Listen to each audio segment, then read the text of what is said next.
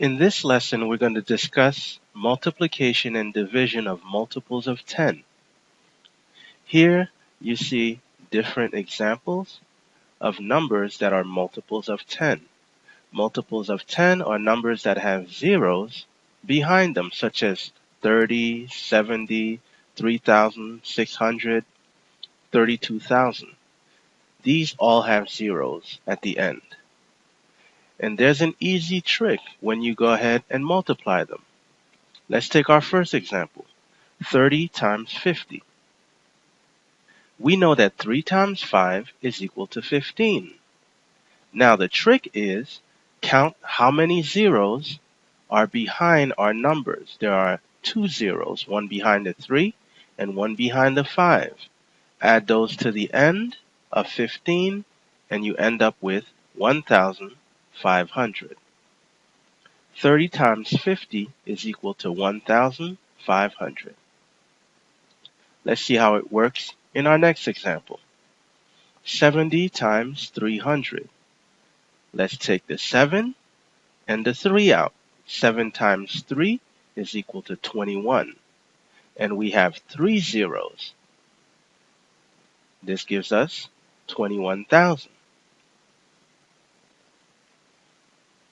And let's do some more examples.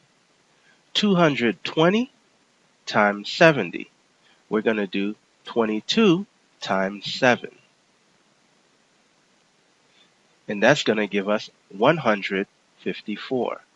Add the 2 zeros to the back, and we end up with 15,400. Now let's try some division.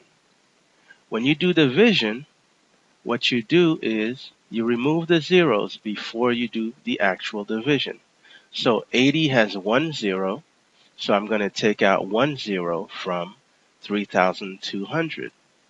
In our second example, 900 has 2 zeros, so I'm going to take 2 zeros out of 3,600.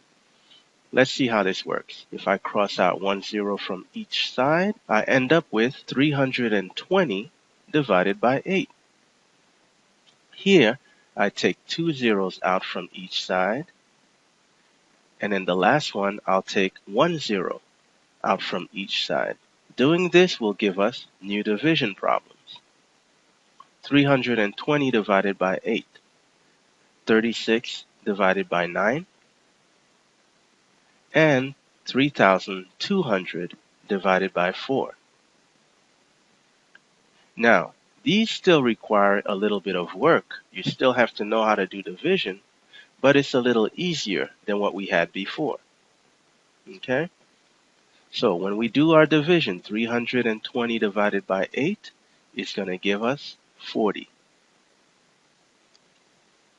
In this example, 36 divided by 9 is equal to 4. And finally, 3,200, 32 divided by 4 is 8. And we have 2 zeros left over, so we just put that into our answer. And this is the trick that we can use when we multiply and divide using multiples of 10.